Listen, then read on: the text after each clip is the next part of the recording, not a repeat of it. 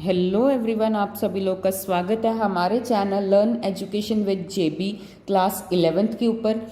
तो इस चैनल के ऊपर हम कवर करेंगे क्लास 11th का सारा मैथ्स। अगर आप किसी भी स्ट्रीम से हो, चाहे नॉन मेडिकल, आर्ट्स, कॉमर्स या फिर सुपर मेडिकल, जहाँ पे आपके पास मैथ्स या तो आपका ऑप्शनल सब्जेक्ट है या फिर आपका मेन सब्जेक्ट है और आपको सारा मैथ्स पढ़ना है एनसीईआरटी लेवल पे, तो आप इस चैनल पे आपको सारा एनसीईआरटी लेवल पे मैथ्स पढ़ाया जाएगा। सबसे पहली बात, अगर आप कोई भी बोर्ड से बिलोंग करते हो, सीबीएसई, स्टेट बोर्ड या कोई भी बोर्ड जहाँ पर एनसीईआरटी फॉलो हो रही है, तो ये चैनल आपके लिए बेस्ट रहेगा। अगर आप जेई मेंस, जेई एडवांस जैसे एग्ज़ाम्स की तैयारी कर रहे हो या कोई भी टाइप का और एग्ज़ाम जहाँ पे मैथ्स एक कह सकते हो कंपलसरी सब्जेक्ट है, तो या फिर ऑप्शनल सब्जेक्ट है, तो आपके लिए एनसीईआरटी सबसे पहले बेस होती है। तो हम यहाँ पे एनसीईआरटी का मैं आपका बेस क्लियर कर दूंगा। तो हम क्लास 11th का चैप्टर 1 स्टार्ट करेंगे आज की वीडियो में, जिसमें आपको एक्सरसाइज 1.1 सारी कंप्लीट करवा दी जाएगी। तो चैप्टर 1 अगर हम डिस्कस करें तो उसका नाम है सेट्स। तो सेट्स क्या होता है? सेट्स हमने अभी तक क्लास 10th तक कहीं भी नहीं पढ़ा। आपने ना इसकी डेफिनेशन पढ़ी होगी, ना कभी आपने सुना होगा कि सेट्स भी नाम का कोई चैप्टर है। तो सेट्स मतलब होता है collection of well defined elements is known as set. तो मैं आपसे पूछूं वर्ड का मीनिंग कलेक्शन, कलेक्शन क्या होता है? कलेक्शन क्या होता है? किसी भी चीज़ को अगर हम कलेक्ट कर रहे हैं, इकट्ठा कर रहे हैं और उसे लिख रहे हैं, या फिर हम उसको इकट्ठा करके कहीं रख रहे हैं, तो उसको हम बोलेंगे कलेक्शन। अब वेल डिफाइंड क्या होगा? मैंने बोला था ना, सेट जो सेट की डेफिनेशन है वो क्या है? Collection of well defined elements is known as set. Well defined मतलब कोई चीज़ बहुत अच्छे से डिफाइंड की हुई है, एक पर्टिकुलर चीज़ होगी, तो उस चीज़ को हम बोलेंगे वेल डिफाइंड। अब वेल डिफाइंड हो गया एलिमेंट्स। एलिमेंट्स क्या होता है? अगर मैं आपको पूछूं एलिमेंट क्या होगा? एलिमेंट होगा जो हमने सेट्स को लिखेंगे ना, रिप्रेजेंट करेंगे, तो उसके अंदर जो मैंने नंबर लिखे होंगे या जो भी मैंने चीज़ लिखी होगी, उस चीज़ को हम एलिमेंट बोलेंगे, या फिर हम इसको ऑब्जेक्ट भी बोलते हैं। एलिमेंट या ऑब्जेक्ट क्या? मान लीजिए मैं आपको बोलूँ, मुझे सेट्स के अंदर आप बताइए मंथ्स नेम, मंथ नेम बताइए जिनका फर्स्ट लेटर जे है, तो आपके दिमाग में 3 मंथ्स ही आएंगे, जनवरी, जून और जुलाई। ये 3 ऐसे मंथ्स हैं जिनका नाम जे से स्टार्ट हो रहा है और ये तीनों ही मंथ्स नेम है, बाकी कोई भी लेटर से स्टार्ट हो रहे हैं। तो अगर मैं इसको ऐसे कर्ल्ड ब्रैकेट्स में लिख दूं तो ये क्या हो जाएंगे? सेट हो जाएंगे। सेट की निशानी क्या होती है कि वो कर्ल्ड ब्रैकेट में लिखे जाते हैं। तो अगर मैं कहीं भी आप चले जाओ पूरे यूनिवर्स में, अर्थ पे, जहाँ पे आपको मंथ सिस्टम फॉलो होता है, यानी कि 12 मंथ का सिस्टम फॉलो हो रहा है जैसे इंडिया में, तो इंडिया से बाहर भी अगर कहीं कोई कंट्री में 12 मंथ्स का सिस्टम फॉलो हो रहा है और वहाँ पर जाकर आप पूछोगे कि मुझे जे से स्टार्ट होने वाले मंथ्स के नेम बताइए, तो उनके दिमाग में वही 3 आएंगे। हर कहीं कहीं भी चले जाओ यही 3 आएंगे। तो इस चीज़ को हम क्या बोलेंगे? सेट बोलेंगे। सेट हर एक के लिए सेम होगा, हर एक इंसान के लिए सेट क्या होगा? सेम होगा। सेट की निशानी कर्ल्ड ब्रैकेट्स। जो मैंने ये 3 चीजें लिखी ना, तो इसी को हम बोलते हैं या तो ऑब्जेक्ट या फिर हम इसे बोलेंगे एलिमेंट। ये चीज को हम एलिमेंट्स बोलते हैं, ऑब्जेक्ट बोलते हैं। अब ये देखो 3 चीज हो गई, इकट्ठा करके लिख दिया, साथ में लिख दिया, तो क्या हो गया? कलेक्शन होगी। ये वेल डिफाइंड भी है क्योंकि हर जगह यही फॉलो होगा, एलिमेंट्स भी है, तो ये क्या हो गया? सेट हो गया। सेट की निशानी ये कर्ली ब्रैकेट, साथ में क्या हो गया? Collection of well defined object is known as set. तो ये सेट की एग्जाम्पल है। अगर अब मैं आपसे पूछूं कि आप लोग मुझे बताइए नेचुरल नंबर्स, नेचुरल नंबर बताइए 1 से लेके 5 तक, तो आप कहीं भी चले जाओ ऑल ओवर अर्थ, तो आपके पास नेचुरल नंबर क्या होंगे? 1 2 3 4 5, ऑल ओवर यूनिवर्स कहीं भी चले जाओ, तो यही एक नेचुरल नंबर होंगे 5 तक के। अब देखो सेट है, क्यों? क्योंकि ये कर्ली ब्रैकेट्स में है। दूसरी बात, एलिमेंट्स हैं, एलिमेंट्स हैं और वो क्या है? वेल डिफाइंड भी हैं, साथ में क्या है? कलेक्शन भी है, तो ये क्या है? एक सेट है। समझ रहे हैं? अगर अब मैं आपसे पूछूं कि मुझे आप बताइए, कोई भी एग्जाम्पल ले लीजिए रैंडम, अपने दो, आपके पास मान लीजिए 2 दोस्त हैं, ठीक है, एक दोस्त सियरा, एक दोस्त सियरा। मैं इनसे पूछूं इनके फेवरेट सब्जेक्ट क्या हैं? और इससे भी पूछूं, इसने मान लीजिए इसने बोला मैथ्स, इंग्लिश, इसने बोला साइंस, एसएसटी, तो क्या ये सेट बनेगा? क्योंकि इसके लिए जो एलिमेंट्स हैं वो डिफरेंट्स हैं, इसके लिए एलिमेंट डिफरेंट है। आपसे पूछूं आपके कुछ और होंगे, मेरे से पूछोगे मेरे फेवरेट सब्जेक्ट कुछ और होंगे, किसी के लिए कुछ और होंगे, तो ये क्या एक सेट नहीं बन रहा। सेट क्या है, हर एक इंसान के लिए सेम रहेगा, तो ये चीज़ सेट नहीं बनेगी। क्यों नहीं बन रही? क्योंकि ये हर एक पर्सन टू पर्सन डिपेंड करेगा, किसी के लिए कुछ होगा, किसी के लिए कुछ होगा। अब मैं आपसे फेवरेट सब्जेक्ट होगा, फेवरेट खाना पूछूं आपसे, कोई किसी के लिए कोई फेवरेट खाना कुछ और होगा, किसी मेरे लिए कुछ और होगा, किसी और के लिए कुछ और होगा। फेवरेट खाना सभी का सेम तो नहीं हो सकता, तो वो चीज़ भी क्या है, वो सेट में कंसीडर नहीं होगी। सेट में सिर्फ वो चीज़ कंसीडर होगी जो एक वेल डिफाइंड होगी, कलेक्शन होगी एलिमेंट्स की, और वो सेम होगी। यूनिवर्स पे कहीं भी चले जाओ वो चीज़ क्या होगी, सेम होगी। उस चीज़ को हम बोलेंगे सेट्स। तो आई होप सभी को सेट्स क्लियर हो गया होगा। किसी भी बच्चे को सेट्स नहीं क्लियर हुआ, इंट्रोडक्शन वीडियो को स्टार्टिंग से देखो ताकि आपको सेट्स क्लियर हो जाए। तो अगर हम बात करते हैं अब सेट्स की, आगे कुछ कंसेप्ट्स आ जाते हैं, जैसे ये कंसेप्ट आ जाता है। तो ये क्या है, तो ये जो साइन है इसे हम बोलते हैं बिलोंग, और इसे हम बोलते हैं नॉट बिलोंग। कैसे डालना है साइन, आपको जस्ट ऐसे ई सी डालनी है और ऐसे कर देना है। ई थोड़ी सी ऐसे डालना, सी की, मान लीजिए सी डाली, ऐसे कर दिया बीच में, और ये ऐसे, ये होगा नॉट बिलोंग और ये होगा बिलोंग। बिलोंग नॉट बिलोंग पता लग गया। अब मान लीजिए मैंने एक ए है, ए नाम का एक सेट है जिसमें 1 2 3 और 4 पड़ा है। एक मैंने आपको बी बोल दिया, एक मैंने आपको बोल दिया मुझे ये बताओ कि 1 जो है वो बिलोंग कर रहा है या फिर नॉट बिलोंग कर रहा है ए को। अब आप पूछोगे 1 आपको बस चेक करना है, जो यहाँ पे एलिमेंट गिवन है क्या वो ए सेट में आ रहा है, तो आप देखोगे 1 तो सर आ रहा है, तो ये क्या हो जाएगा, 1 बिलोंग कर लेगा ए को।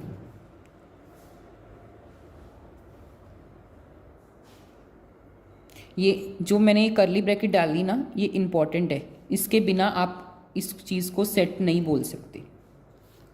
तो अब मैं आपसे पूछूं 5 है, क्या 5 बिलोंग कर रहा है अपना ए को, ए सेट को? आप बोलोगे 5 देख लेते हैं, आ रहा है यहाँ पे, या आप तो 4 तक क्या है, तो 5 क्या है, नहीं आ रहा, तो ये क्या हो जाएगा, नॉट बिलोंग। इस कंसेप्ट को हम बोलते हैं बिलोंग और नॉट बिलोंग का कंसेप्ट। बिलोंग मतलब जो एलिमेंट आपको गिवन है क्या वो सेट के अंदर आ रहा है, तो आपने देखा नहीं आ रहा, तो वो क्या हो जाएगा, नॉट बिलोंग। अगर वो एलिमेंट सेट के अंदर आ रहा है तो वो क्या होगा, बिलोंग। क्लियर हो गया आपको? आई होप सभी को क्लियर हो गया होगा बिलोंग नॉट बिलोंग का कंसेप्ट भी। अब मैं आपको आगे सेट में बताऊं तो सेट में आगे आता है सेट बिल्डर फॉर्म, या फिर हम इस एक और चीज़ आती है सेट में जो कि होती है रोस्टर फॉर्म। ये दोनों चीज़ बहुत इंपॉर्टेंट है। तो अगर मैं आपसे रोस्टर फॉर्म पूछूं, मान लीजिए मैंने आपको एक सेट दे दिया 1 2 3 4 5, तो ये क्या है, रोस्टर फॉर्म में है। अगर मैं इसको सेट बिल्डर फॉर्म में लिखूं तो कैसे लिखा जाएगा,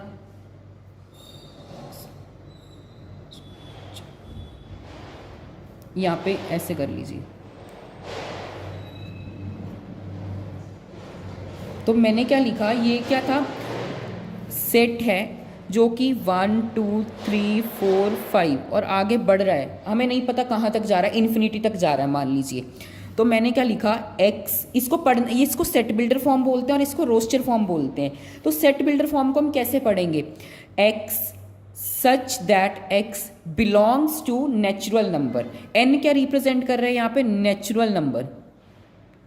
मान लीजिए अगर मैं 0 से स्टार्ट करता तो x क्या हो जाता, होल नंबर को बिलोंग करता। अब यहाँ पे n का मतलब है नेचुरल नंबर, बिलोंग, क्योंकि देखो 1 भी मैं लिखूँ, अगर मैं मान लीजिए 1 लिख रहा हूँ तो वो क्या बिलोंग कर रहा है इसको, हाँ कर रहा है।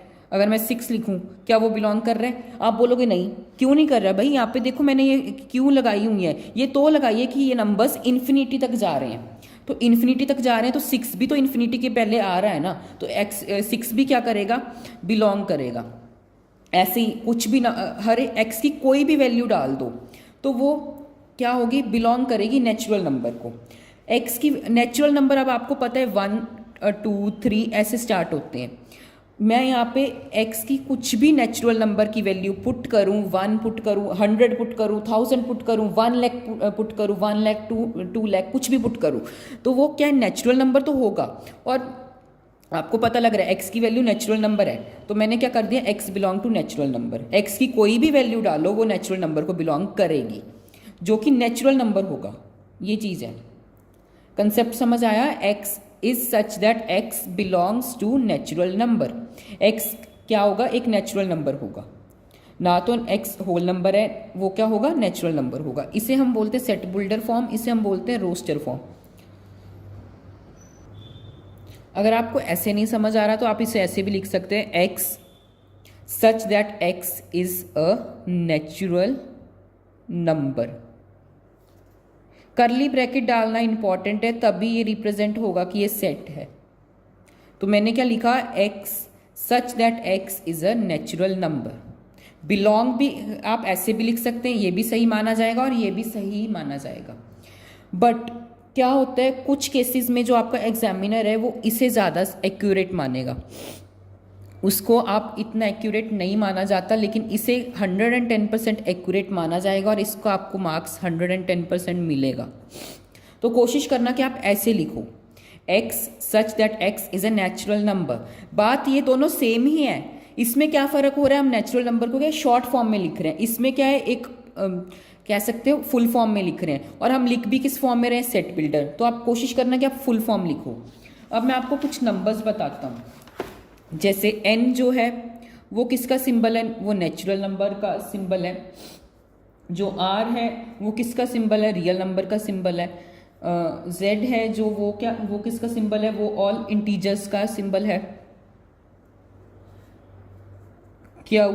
क्यू तो आपको पता होगा ना, क्यू पॉजिटिव, क्यू क्या होता है, रैशनल नंबर का सिंबल होता है, तो ये पॉजिटिव रैशनल नंबर का सिंबल है। क्यू नेगेटिव किसका सिंबल हो जाएगा, देन नेगेटिव रैशनल नंबर का। अगर मैं बात करूं अब आपसे, जेड रह गया था, नहीं जेड हो गया है ना, सारे हो गए। आर नेगेटिव ले लोगे तो वो क्या हो जाएगा, सेट हो जाएगा किसका, उसका नेगेटिव इंटीजर्स का, नेगेटिव रियल नंबर्स का सेट हो जाएगा। एन किसका सिंबल है, नेचुरल नंबर का। आर किसका सिंबल है, रियल नंबर का, यहाँ पे पॉजिटिव है, ठीक है। जेड किसका सिंबल है, इंटीजर्स का। इंटीजर्स क्या होते हैं, जो हमारे जैसे मान लीजिए इंटीजर मैं आपको बोलूँ, माइनस की सारी जो भी टर्म्स होंगी वो इंटीजर्स कहलाएंगी। माइनस की टर्म्स होगी उन्हें हम इंटीजर्स बोलेंगे। रैशनल नंबर जिन्हें हम p बाई क्यू की फॉर्म में लिख सकते हैं। इरेशनल नंबर तो आपको पता लगी कि नेगेटिव रैशनल नंबर हो जाएंगे। रियल नंबर में सब कुछ आएगा, चाहे फ्रैक्शन हो, चाहे नेचुरल नंबर हो, चाहे होल नंबर हो, चाहे हमारे रैशनल नंबर हो गए, सब हर एक पूरा माइनस इन्फिनिटी से लेके प्लस इन्फिनिटी तक जितने भी यहाँ पे टर्म्स आएंगी वो सब क्या कहलाएंगी, रियल नंबर। आई होप सभी लोगों को ये चीज़ समझ आ गई होगी। हमने क्या डिस्कस किया, सबसे पहले सेट डिस्कस किया कि क्या होता है, फिर हमने उसके बारे में पढ़ा, सेट के बारे में, फिर हमने बिलोंग टू का कॉन्सेप्ट पढ़ा, फिर सेट बिल्डर पढ़ा, रोस्टर फॉर्म पढ़ा। अब हम स्टार्ट कर रहे हैं एक्सरसाइज 1.1 का फर्स्ट क्वेश्चन। एक्सरसाइज 1.1 का फर्स्ट क्वेश्चन देखें तो इन्होंने बोला है कि which of the following are sets and justify your answer. तो हमें बताना है कि कौन सी इन दोनों में से सेट होगी। तो अगर आप देखो, the collection of all months of a year beginning with letter J.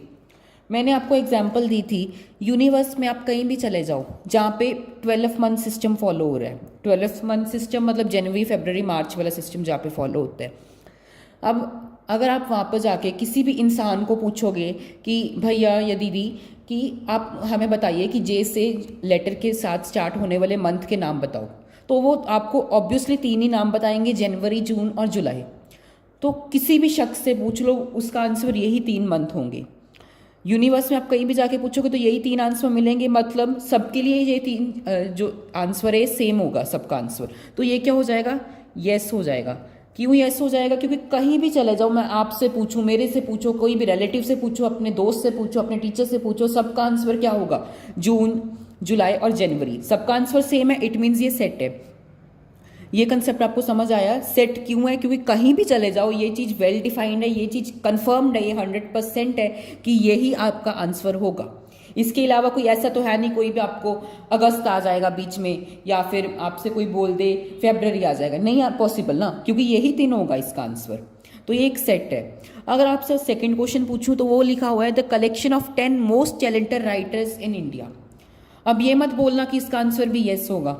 Yes क्यों नहीं होगा, अगर मेरे से पूछो, मेरे लिए कोई 10 राइटर्स कोई और होंगे, आपसे पूछूं आपके लिए 10 राइटर्स कोई और हो सकते हैं, किसी और से पूछो उनके लिए कुछ और होंगे। हो सकता है हमारे जो राइटर्स हैं वो कॉमन हो जाए, कि उसका कोई कॉमन निकल जाए, मेरा 2 राइटर्स मेरे भी फेवरेट हो, उसके भी 2 राइटर्स फेवरेट हो, लेकिन ज़रूरी नहीं है कि वो थर्ड पर्सन के लिए भी वही 2 राइटर्स फेवरेट हो या मोस्ट टैलेंटेड राइटर्स हो। तो टैलेंटेड राइटर्स किसी के लिए कुछ और होंगे, मेरे लिए कुछ और होंगे, आपके टीचर के लिए कोई और होंगे, आपके मम्मा के लिए कुछ और होंगे, आपके रिलेटिव के लिए कुछ और होंगे। तो आंसर क्या आएगा, सबका डिफरेंट आएगा। तो जिस कारण ये सेट नहीं है। आई होप सभी को समझ आया कि इसका आंसर नो क्यों है। अब हम करते हैं थर्ड पार्ट की तरफ। तो अगर हम थर्ड पार्ट पढ़ें तो इसमें लिखा हुआ है a team of 11 best cricket batsman in the world. तो इन्होंने बोला है बेस्ट क्रिकेट बैट्समैन होने चाहिए वर्ल्ड के। तो अगर हम बात करें वर्ल्ड के, अब मेरे लिए जो होंगे वो बैट्समैन अलग हो सकते हैं, आपके लिए कोई और होंगे बेस्ट। वर्ल्ड की बात चल रही है ना, तो आप ऑस्ट्रेलिया चले जाए, उनके लोगों के लिए कोई और अच्छे होंगे बैट्समैन। कनाडा चले जाइए, चाइना चले जाइए, कोरिया चले जाइए, कहीं भी चले जाइए, उनके लिए क्या है, बैट्समैन अलग अलग हो सकते हैं। हो सकते हैं उनके और मेरे में कॉमन आ जाए, एक आधा आ जाए, 2 आ जाए, हो सकते हैं 2, अगर आप और मैं बात कर रहे हैं, हम दोनों के सेम निकल जाएं बैट्समैन। तो इसका मतलब ये थोड़ी है कि हर एक पूरी दुनिया में जितने लोग हैं उन सभी के लिए बैट्समैन वही होंगे, नहीं ना, ये चीज़ तो पॉसिबल नहीं है। तो इसका मतलब हर एक का आंसर डिफरेंट आ रहा है, डिफरेंट आ रहा है, तो ये चीज़ क्या है, ये सेट नहीं हो सकती, पॉसिबल ही नहीं है। क्यों पॉसिबल नहीं है, किसी के लिए कोई और बैट्समैन बढ़िया होंगे, मेरे लिए कोई और होगा, आपके मदर के लिए कोई और होगा, फादर के लिए कोई और होगा, रिलेटिव के लिए कोई और होगा, दोस्त के लिए कोई और होगा। कॉमन निकल सकता है, हो सकता है आप सबका सेम निकल जाए, आपके रिलेटिव्स का सेम निकल जाए, आपका सेम निकल जाए, लेकिन पूरे वर्ल्ड के लिए तो सेम नहीं होगा ना। तो इसके लिए इसका आंसर नो है। फोर्थ पार्ट पढ़िए। तो इन्होंने बोला है the collection of all boys in your class. इन्होंने यहाँ पे वर्ड बोला है योर क्लास। योर क्लास का मतलब आपकी क्लास में जितने भी लड़के हैं उन सभी को इकट्ठा कर दीजिए। मैं आपकी क्लास की कोई लड़की आई मेरे पास, मैंने उनसे पूछा आपकी क्लास के बॉयज़ के नेम बताइए, तो उस लड़की के लिए उसने सभी के नेम बताइए। मैंने सेकंड गर्ल बुलाई, उसने भी वही बोला। आपकी टीचर बुलाए, उन्होंने भी वही बोला। तो बॉयज़ के वो सेम ही रहेंगे, चाहे मैं किसी भी लड़की से जाके पूछूं आपकी क्लास से, चाहे किसी भी टीचर से पूछूं, आंसर क्या है, सेम ही आएगा। मैं किसी भी, अगर मैं आपकी क्लास में एंटर कर जाऊं और मैं आपसे आपके हर एक बॉय का नाम पूछ लूं और मेरे से जाके कोई पूछ ले कि लड़कों के नाम बताओ, तो मेरे लिए आंसर सेम रहेगा। आपके स्कूल के प्रिंसिपल के लिए आपका आंसर सेम रहेगा, आपके स्कूल की लड़कियों के लिए भी आंसर सेम रहेगा। क्यों सेम रहेगा, क्योंकि अरे कोई लड़के तो सेम ही रहेंगे ना, लड़कों के नाम थोड़ी बदल जाएंगे। तो आंसर क्या सेम आएगा। ऑल ओवर यूनिवर्स कोई भी अगर आपकी क्लास में एंटर करेगा और उससे लड़कों के नाम पूछे जाएं तो उसके लिए आंसर क्या आएगा, सेम आएगा। सबके लिए आंसर सेम आएगा, तो इसका आंसर क्या हो जाएगा, यस हो जाएगा। यस क्यों हुआ, लड़के तो सेम रहेंगे ना आपकी क्लास के, चेंज तो नहीं होने वाले। कोई अगर मैं किसी और लड़की से पूछूं, आपके प्रिंसिपल से पूछूं, आपके पेरेंट्स से पूछूं, अगर वो आपकी क्लास में एंटर करें तो सभी के लिए लड़कों का आंसर क्या आएगा, सेम आएगा। तो अगर हम बात करें the collection of all natural numbers less than 100, इन्होंने वर्ड दिए नेचुरल नंबर जो लेस देन 100 होने चाहिए। यूनिवर्स में कहीं भी चले जाओ, कहीं भी, उन्होंने अगर यूनिवर्स में कहीं भी जा रहे हो और उनसे आप नेचुरल नंबर पूछोगे 100 से कम के, तो उन सभी का आंसर क्या होगा, 1 से लेके 99 तक। कोई ऐसा तो है नहीं है कि कोई बोल देगा 102 होगा natural number, no doubt 102 natural number है, लेकिन इन्होंने कंडीशन क्या बोली है कि वो लेस देन 100 होना चाहिए। आंसर क्या सबका सेम ही आएगा, 1 से लेके 99 के बीच में ही हर एक जो बंदा है वो आंसर करेगा। हो सकता है किसी को ना पता हो नेचुरल नंबर क्या होते हैं, तो मे बी आंसर डिफरेंट आ जाए। लेकिन प्रैक्टिकली देखें, यूनिवर्स में किसी भी शख्स से जाके किसी से भी जाके पूछोगे जो जिसे पता है नेचुरल नंबर के बारे में, तो उसका आंसर क्या आएगा, 1 से लेके 99 के बीच में ही आएगा। तो इसका आंसर भी क्या हो जाएगा, येस हो जाएगा। क्यों येस हो जाएगा, किसी से भी जाके पूछ लीजिए तो वो आपको आंसर 1 से लेके 99 के बीच में ही बताएगा। तो इसके कारण ये क्या एक सेट होगा। अब a collection of novels written by the writer Munshi Premchand, फिर से कंडीशन आ गई। मुंशी प्रेमचंद है, उन्होंने मान लीजिए 10 नोवेल लिख दी, 12 नोवेल लिख दी। मेरे से पूछोगे तो मैं भी उन्हीं 12 का नाम लूँगा, आपसे पूछोगे आप भी उन्हीं 12 का नाम लोगे। यूनिवर्स में से किसी से भी जाके पूछिए, उनका आंसर भी वो 12 नोवेल्स का ही देगा। कोई भी बंदे से अगर आप जाके पूछ रहे हो तो उसका आंसर क्या है, वो 12 नोवेल्स का ही नेम आएगा। ऐसा तो है नहीं कि वो कोई 13वीं या 14वीं वो बोल देगा नोवेल का नेम, जबकि एग्जिस्ट ही नहीं कर रही 13वीं 14वीं नोवेल, तो 12 ही एग्जिस्ट कर रही है। 12 का सेम आंसर किसी से भी जाके पूछोगे तो वही 12 नोवेल्स का नेम लेगा। तो इसका मतलब क्या है, सेम हो गया, तो ये क्या होगा, यस होगा। ये अगर मैं आपसे पूछूं ये सभी चीज़ें जो है ना, तो ये सेट्स के लिए हैं, ये पूछा जा रहा है इसमें सेट है कि नहीं। अगर आप 7th क्वेश्चन पढ़ो तो collection of all even integers, तो इन्होंने बोला है इवन इंटीजर्स, तो अब इवन इंटीजर्स की बात आ गई।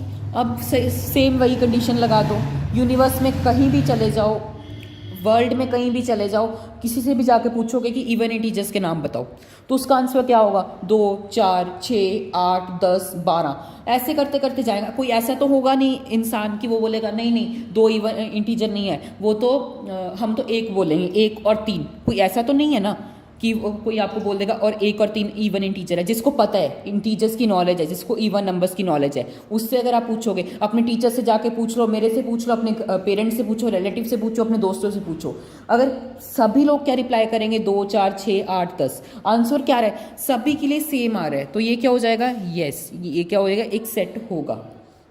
अब हम बात करते हैं 8th क्वेश्चन की, the collection of all questions in this chapter. अगर मैं अब 1.1 खोलूँ मैथ्स में, तो देखो सभी की बुक्स में यही छापे हुए हैं, यही क्वेश्चंस प्रिंटेड होके आए हैं। ऐसा तो है नहीं है कि आपकी बुक कोई डिफरेंट है और उसमें कुछ और प्रिंटेड किया हुआ है, ऐसा तो नहीं पॉसिबल ना। तो क्वेश्चन सभी की बुक में, सभी की एनसीईआरटी बुक में यही प्रिंटेड है, तो सभी के लिए जो क्वेश्चन होंगे वो सेम होंगे, तो इसका भी आंसर क्या होगा, येस होगा। 9th क्वेश्चन इंटरेस्टिंग है, ध्यान से सुनना। अ collection of most dangerous animals in the world, इन्होंने बोल दिया मोस्ट डेंजरस एनिमल्स बताओ।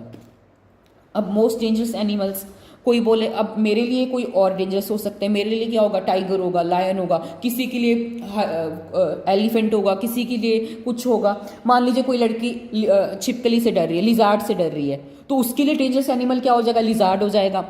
मान लीजिए कोई कॉकरोच से डर रहा है, कोई शेर से डरता है, कोई किसी से डर रहा है, तो अगर आप सभी को पूछोगे तो हर एक का आंसर डिफरेंट होगा। मेरे लिए डिफरेंट होगा, आप अपने पेरेंट्स से डेंजरस एनिमल पूछोगे, उनके लिए कुछ डिफरेंट होगा, किसी को किसी चीज़ से डर लग रहा है वो उसका नाम बताएगी एज अ डेंजरस एनिमल। तो क्या है, आंसर क्या आ रहा है, सभी का डिफरेंट आ रहा है, तो ये क्या होगा, एक सेट नहीं होगा। तो इसका आंसर क्या आएगा, नो। क्यों नो आया, किसी के लिए कोई डेंजरस एनिमल होगा, किसी के लिए कोई डेंजरस एनिमल होगा, इस कारण से इसका आंसर नो आएगा। तो अगर हम सेकंड क्वेश्चन पढ़ें तो इसमें हमें ए सेट गिवन है 1 2 3 4 5 6, ये क्या है, इसके एलिमेंट्स हैं या ऑब्जेक्ट्स हैं। तो इन्होंने बोला है इंसर्ट करना है हमें, या तो बिलोंग करेगा या बिलोंग टू का हमें स्पेस फिल करनी है। तो मैंने बोला 5 क्या ए को बिलोंग करे, नॉट बिलोंग करे। तो आप देखो 5 का इस सेट में आ रहा है, कहीं आ रहा है 5, तो आप देखोगे हाँ सर आ रहा है 5, तो 5 क्या हो जाएगा, बिलोंग कर जाएगा। अगर मैं बात करूँ 8 की, क्या 8 इस सेट में आ रहा है कहीं, आप बोलोगे नहीं आ रहा, तो इसका आंसर क्या होगा, नॉट बिलोंग। अगर 8 मान लीजिए यहाँ पे 7 8 भी लिख देता मैं, तो 8 क्या हो जाता, बिलोंग हो जाता। 0 चेक करो कि 0 आ रहा है, 0 नहीं आ रहा, तो 0 का इसका क्या आंसर आएगा, नॉट बिलोंग। अगर मैं आप बात करूँ 4 चेक कीजिए क्या आ रहा है इसमें, आप बोलोगे सर आ रहा है, तो इसका क्या आंसर होगा, बिलोंग टू आ रहा है इस सेट में, यस आ रहा है, तो इसका भी आंसर क्या होगा, बिलोंग टू।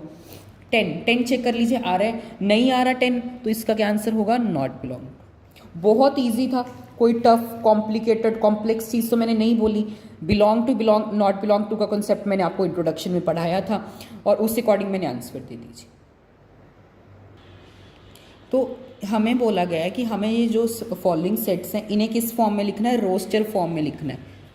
तो देखोगे तो आप देखोगे सारी जो चीज़ें ये किस फॉर्म में गिवन है, हमें गिवन है ये सभी सेट बिल्डर फॉर्म में, हमें इसे लिखना है रोस्टर फॉर्म में। तो सबसे पहला क्वेश्चन करें तो इन्होंने बोला है x such that x is N integer and lies between, x की वैल्यू किस में लाई कर रही है, -3। इसे हम कैसे पढ़ेंगे, -3 इक्वल टू लेस देन और equal to x greater than less than 7, ऐसा होगा। कैसे पढ़ेंगे, फिर से पढ़ते हैं, x such that x is N integer and -3 x is greater than और इक्वल टू -3 और लेस देन 7। इसे हम ऐसे पढ़ेंगे। तो x की वैल्यू कहाँ पे लाई कर रही थी, एक तो -3 में, -2 1 0 1 2 3 4 5 और 6। तो आप पूछोगे भैया यहाँ पे तो 7 गिवन है और -3 गिवन है, आपने -3 तो लिख दिया लेकिन 7 तो आपने लिखा ही नहीं। 7 हमने इसलिए नहीं लिखा, तो आप ध्यान से पढ़ो ना, तो यहाँ पे एक साइन गिवन है इक्वल टू का, जहाँ पे लेस देन ग्रेटर देन और नीचे ऐसा साइन हो ना इक्वल टू का, उसका मतलब आपको ये जो साथ वाली टर्म है ये भी लिखनी है। जहाँ पे ये साइन नहीं गिवन होगा तो आपको उसमें से एक घटा देना है, एक सब्ट्रैक्ट कर देना है, एक माइनस कर देना है। तो मैंने क्या किया, यहाँ पे इक्वल टू का साइन था तो मैंने -3 यहाँ पे लिखा, इक्वल टू का साइन नहीं था तो मैंने 7 में से एक माइनस कर दिया, सब्ट्रैक्ट कर दिया, तो क्या आया 6। तो इसको हम क्या कैसे लिखेंगे, ये होगा आपकी रोस्टर फॉर्म, इसका आंसर फर्स्ट पार्ट का। ऐसे ही अगर आप सेकंड पार्ट देखो, इजी है बहुत, कोई टफ चीज़ नहीं है। x such that x is a natural number less than 6, तो इन्होंने डायरेक्ट वर्ड बोल दिया लेस देन 6। अब तो आपको पता ही है कि 6 से कम के नेचुरल नंबर लिखने हैं, जो कि होंगे 1 2 3 4 और 5। इन्होंने लेस देन बोला है, लेस देन और इक्वल टू 6 नहीं बोला। अगर इक्वल टू 6 बोल देते तो हम यहाँ पे 6 भी लिखते, जिस कारण ये 5 तक एग्जिस्ट करेंगे।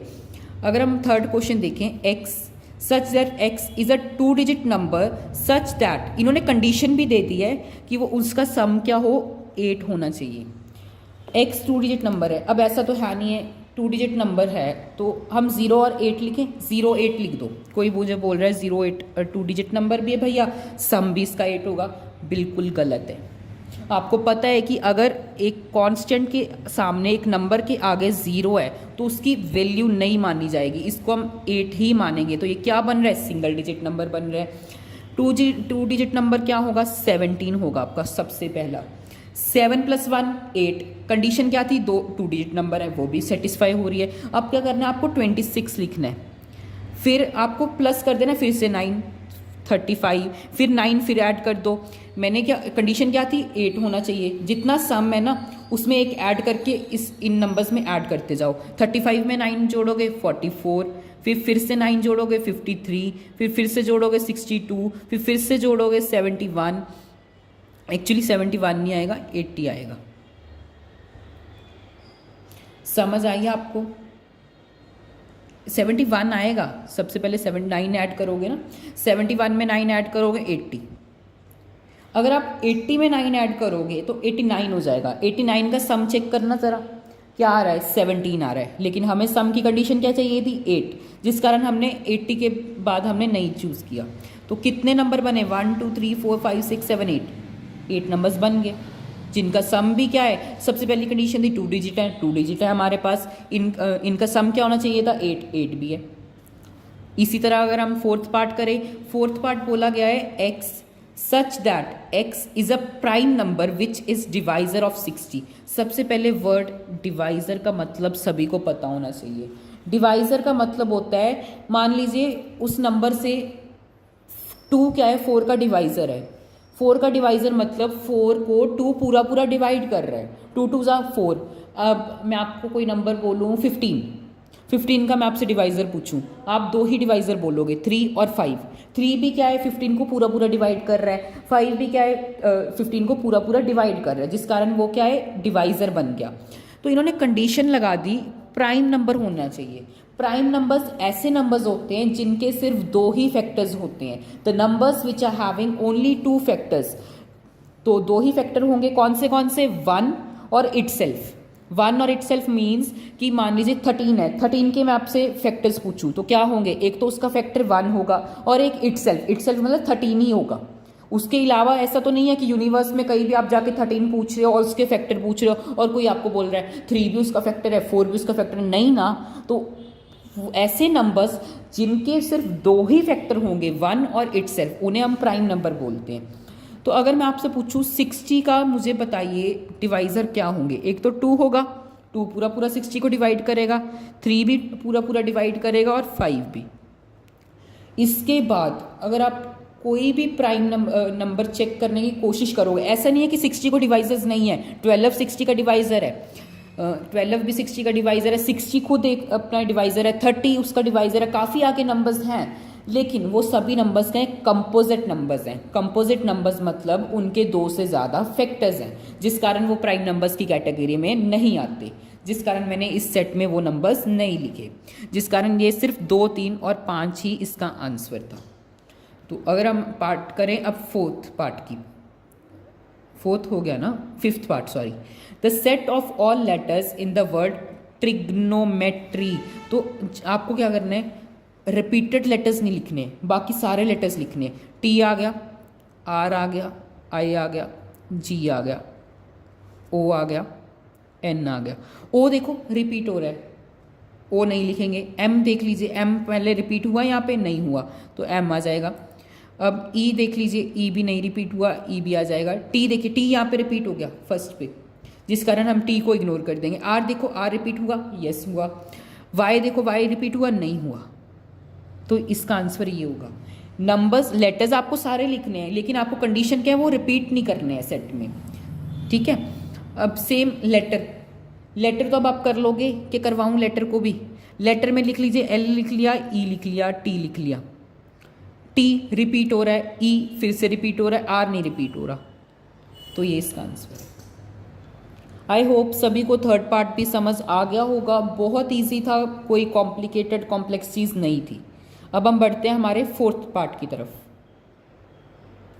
एक्चुअली यहाँ पे वर्ड तो जो था वो बेटर था, तो ये लेटर के अकॉर्डिंग सही माना जाएगा। बेटर का क्या हो जाएगा, बी आ जाएगा, क्योंकि बी पहले, फिर ई आ जाएगा, फिर टी आ जाएगा। टी रिपीट हो रहा है, हम नहीं लिखेंगे, ई रिपीट हो रहा है, नहीं लिखेंगे, और आर। आंसर ये भी सही है, पर अकॉर्डिंग टू दिस क्वेश्चन, इस क्वेश्चन का आंसर ये होगा मेन। ओके, तो अब हमें क्या है, लास्ट क्वेश्चन में हमें सेट बिल्डर फॉर्म गिवन थी, रोस्टर फॉर्म गिवन थी, तो हमें सेट बिल्डर फॉर्म गिवन थी, रोस्टर फॉर्म में कन्वर्ट करना था। तो इसमें हमें क्या गिवन है, रोस्टर फॉर्म गिवन है, हमें इसको सेट बिल्डर फॉर्म में लिखना है। बहुत इजी है, कोई टफ चीज़ नहीं है। फर्स्ट पार्ट देखें, 3 6 9 12, ऐसा नहीं लग रहा कि ये 3 का मल्टीपल है, 3 का टेबल जा रहा है, मतलब 3 1 ज़ा 3, 3 2 ज़ा 6, 3 3 ज़ा 9, 3 4 ज़ा 12। तो हम क्या लिखेंगे इसको, सबसे पहली चीज करली ब्रैकेट इस कंपल्सरी, इसके बिना ये सेट ही नहीं माना जाएगा, इससे आपका डायरेक्ट क्रॉस कर दिया जाएगा एग्जामिनर की साइड से। तो हम क्या लिखेंगे, x such that x such that x किसके बराबर है, 3n के। यहां पर n क्या है, n क्या है, वो n बिलोंग कर रहा है नेचुरल नंबर को। नेचुरल नंबर का साइन क्या होता है, कैपिटल N। और जो n की वैल्यू है, जो यहाँ n की जो वैल्यू है वो किस में लाई कर रही है, तो अगर मैं n की वैल्यू 1 रख दूँ, n की वैल्यू 1 रख दूँ, 3 1 ज़ा 3, n की वैल्यू 2 रख दूँ, 3 2 ज़ा 6, n की वैल्यू 3 रख दूँ, 3 3 ज़ा 9, n की वैल्यू 4 रख दूँ, 3 4 ज़ा 12। यहाँ पे मल्टीप्लाई में है ये n, तो मैंने यहाँ पे 1 भरोगे, 2 भरोगे, 3 भरोगे, 4 भरोगे, तो आपके पास यही आएगा। तो हम लिख सकते हैं कि जो n है वो 1, n क्या है, ग्रेटर देन है 1 से, या फिर हम इक्वल भी बोल सकते हैं ना। इक्वल का मतलब यहाँ पे वन भी, n की वैल्यू हम वन भी भरेंगे, तो मैंने यहाँ पे नीचे इक्वल टू का साइन डाला है। अगर हम n की वैल्यू वन भी भर रहे हैं तो मैंने यहाँ पे इक्वल टू का साइन डाला। लेस देन है, लेस, ये आएगा आपका आंसर। मतलब अगर आप, इसका मतलब हुआ कि हम n की वैल्यू 1 और 4 के बीच बीच में लाए कर रही है। 1 और 4 के बीच में लाए करने का मतलब कि 1 और 4 को लेस देन, इक्वल टू का साइन है ना नीचे, आप देखो ध्यान से, मैंने यहाँ पे दोनों पे इक्वल टू का साइन इसलिए डाला कि 1 की वैल्यू, जो n की वैल्यू है 1 और 4 के बीच में लाए तो कर ही रही है, साथ में हमें n की वैल्यू 1 और 4 दोनों भरना होगा। इक्वल टू का साइन डालने, अगर मैं यहाँ पे इक्वल टू का साइन नहीं डालता, मैं भूल जाता, तो पता क्या बनता है इसका मतलब कि n की वैल्यू 1, 2 और 3 बन रही है, 4 नहीं बन रही, क्योंकि इक्वल टू का साइन नहीं डाला। इक्वल टू का साइन डाला तो 4 भी आएगा।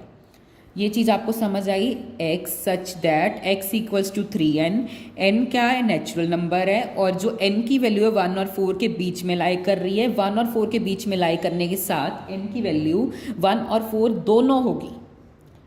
ठीक है, कोई ज़्यादा डिफिकल्ट चीज़ नहीं थी, आई होप। अब ये पढ़ो, 2, 4, 8, 16, 32। 2 की पावर 1 क्या होता है 2, 2 की पावर 2 क्या होता है 4, 2 की पावर 3 क्या होता है 8, 2 की पावर 4 क्या होता है 16, 2 की पावर 5 क्या होता है 32। अब आप बोलोगे भैया आपके तो दिमाग में ये आंसर था। एक्चुअली अगर आप ध्यान से पढ़ोगे ना तो आपको अपने आप दिमाग में आंसर दौड़ने आ जाएगा। आपके आंसर, आपके दिमाग में अपना आंसर आ जाएगा। हाँ ये देखो 2 की पावर 1 बन रहा है, 2 की पावर 2 बन रहा है, 2 की पावर 3 बन रहा है, 2 की पावर 4 बन रहा है, 2 की पावर 5 बन रहा है। ये आपको देखना होगा स्टेटमेंट के अंदर कि क्या बन रहा है। अब मुझे ये पता लग गया तो मैं सबसे पहली चीज़ क्या लिखूंगा, x सच दैट x किसके बराबर है 2 की पावर n। n है ना, 2 की पावर n पुट कर देंगे, और n क्या है, बिलोंग कर रहा है नेचुरल नंबर को। n की वैल्यू किस में लाई कर रही है, अगेन किस में लाई करेगी, 1 से लेके 5 के बीच में। इक्वल टू का साइन क्यों डाला मैंने, n की वैल्यू 1 से 5 के बीच में तो लाइक कर रही है, 1 और 5 भी साथ में पुट करेंगे। अगर मैं n की वैल्यू 1 पुट करूंगा 2 आ जाएगा, ये रहा, 2 पुट करूंगा 4 आ जाएगा, 3 पुट करूंगा 8 आ जाएगा, 4 पुट करूंगा 16 आ जाएगा, 5 पुट करूंगा 32 आ जाएगा। अब करली ब्रैकेट क्लोज्ड। ठीक है, अब हम पढ़ करते हैं हमारे थर्ड पार्ट। अब ये देखो 5, 25, 125, 625 पावर्स है ना, 5 power 1 5, 5 power 2 25, 5 power 3 125, 5 power 4 625। Again क्या हो जाएगा, सेम है, ऐसे ही लिखेंगे x such that x belongs to, यहाँ पे बस 2 था, यहाँ पे क्या आ जाएगा 5, 5 की पावर n।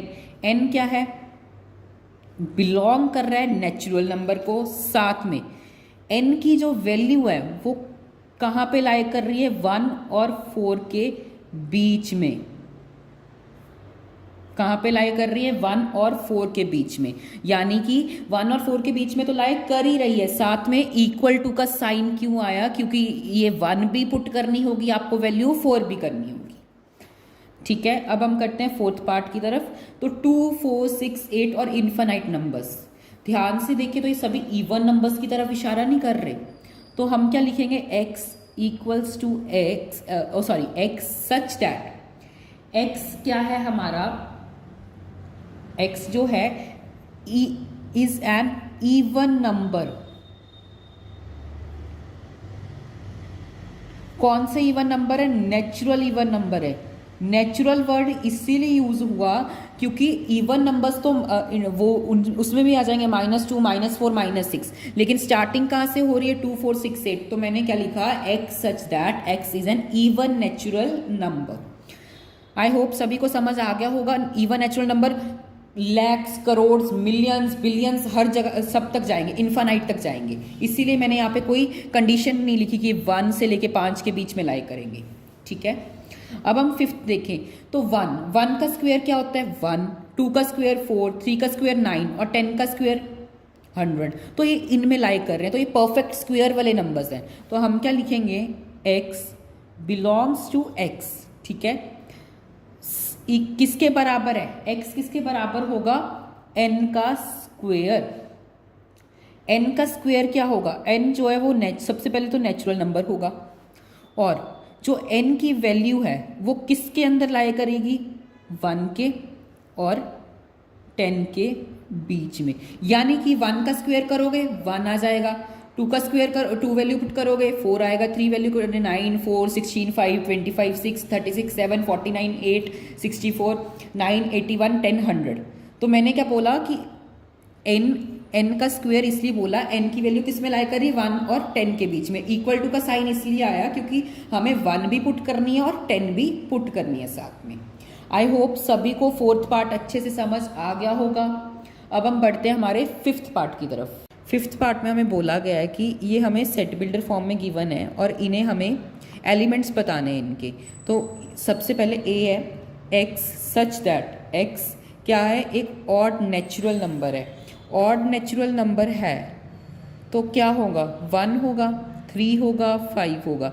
स्पेसिफिक कोई कंडीशन नहीं गिवन तो इन्फिनिटी तक जाएंगे। ऐसी सेकंड पार्ट पढ़ें तो इसमें बोला गया है कि जो x है वो एक इंटीजर है और उसकी वैल्यू किस में लाई कर रही है, -1/2 और 9/2। इंटीजर है तो नेगेटिव वैल्यू भी हो सकती है, यानी कि -0.5 और 4.5 के बीच में लाई कर रही है।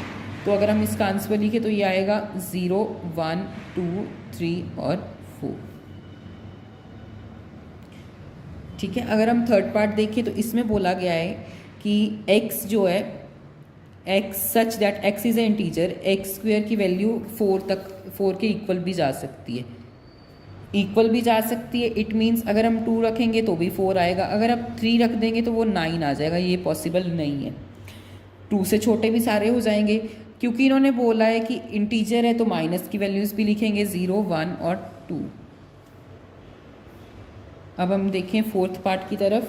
तो फोर्थ पार्ट में बोला गया है कि हमें x is a letter in the word loyal such that x is loyal का लेटर लिखना है तो L होगा, O होगा, Y होगा, A होगा।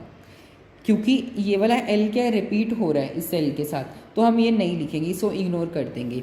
इसी हिसाब से अगर हम फिफ्थ पार्ट देखें तो फिफ्थ पार्ट में बोला गया है x is such that a month of year not having 31 days. तो आप सिंपल लिख दीजिए जो भी मंथ्स आ रहे हैं, जैसे फेब आएगा, अप्रैल आएगा, जून आएगा,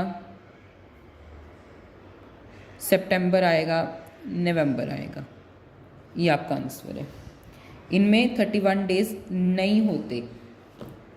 इसी हिसाब से अगर 6 देखें तो इसमें बोला गया है x such that x is a consonant in the English alphabet which precedes के से पहले वाले कॉन्सोनेंट लिखने हैं। तो आपको इंग्लिश में आपको पता होगा हमारे पास 26 लेटर्स हैं, 26 में से 21 तो होंगे आपके पास कॉन्सोनेंट और 5 आपके पास होंगे वॉवल। वॉवल समझते हो, A E I O U। इसके अलावा जितने भी लेटर्स हैं वो सब क्या होंगे, कॉन्सोनेंट। और हमें के से पहले के सारे कॉन्सोनेंट्स लिखने हैं। तो क्या क्या आ जाएंगे, B आ जाएगा, C आ जाएगा, D आ जाएगा, F आ जाएगा, G आ जाएगा, H आ जाएगा और J आ जाएगा।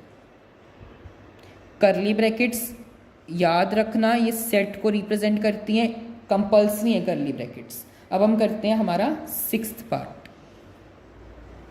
तो अगर आप सिक्स्थ पार्ट देखोगे बहुत इजी है, इन्होंने मैच द फॉलोइंग करना है। इधर रोस्टर फॉर्म गिवन है, सेट इधर सेट बिल्डर फॉर्म है, इसे मैच करना है। 1 2 3 6 2 3 1 3 5 7 9 6। अगर आप देखो 1 2 3 6 इसके साथ नहीं मैच कर रहा, x such that x is a natural number and divisor of 6। Divisor of 6 कौन से नंबर्स होंगे, 1 होगा एक डिवाइजर, 2 होगा, 3 होगा और 6 इटसेल्फ होगा। तो फर्स्ट का क्या ऑप्शन आ रहा है, C। फर्स्ट की क्या ऑप्शन आ रही है, C। इसी हिसाब से अगर हम सेकंड देखें, सेकंड है हमारे पास 2 और 3। 2 और 3 प्राइम नंबर्स के साथ नहीं आ रहे, x is such that x is a prime number and divisor of 6। क्या क्या होंगे, 2 होगा, 3 होगा। 1 प्राइम नंबर नहीं होता, 1 यूनिक नंबर है। 6 भी प्राइम नंबर नहीं है, 6 एक कंपोजिट नंबर है। तो सेकंड की कौन सी ऑप्शन आ रही है, A। अब हम थर्ड पार्ट देखें तो थर्ड पार्ट के अंदर हमें वर्ड्स गिवन है और देखो वर्ड्स गिवन है, रिपीट नहीं होने चाहिए थे इनके वर्ड्स, ये दोनों सेम हो रहे हैं, तो थर्ड का क्या आ जाएगा डी। अब फोर्थ बच गया, उसका क्या आ जाएगा बी। तो इसी के साथ हमने एक्सरसाइज 1.1 क्लास 11th की कंप्लीट कर ली है। नेक्स्ट वीडियो में हम कंप्लीट कर लेंगे एक्सरसाइज 1.2 और उसका एक छोटा सा इंट्रोडक्शन। आई होप आप सभी लोगों को अच्छे से समझ आ गया होगा। तो अच्छे से समझ आ गया होगा। अब मैं चाहता हूँ कि आप हमें फॉलो कर लें इंस्टाग्राम के ऊपर, लर्न एजुकेशन विद जेबी। अगर किसी भी बच्चे को कोई भी सम में डाउट है या कुछ भी डाउट है, आप मुझे डीएम कर सकते हो। कमेंट सेक्शन आपके लिए ऑलवेज ओपन है, वहाँ पे कमेंट कीजिए, डीएम कीजिए, आपको रिप्लाई 110% मिलेगा। तो अब हम मिलते हैं नेक्स्ट वीडियो में, तब तक के लिए सबको गुड बाय।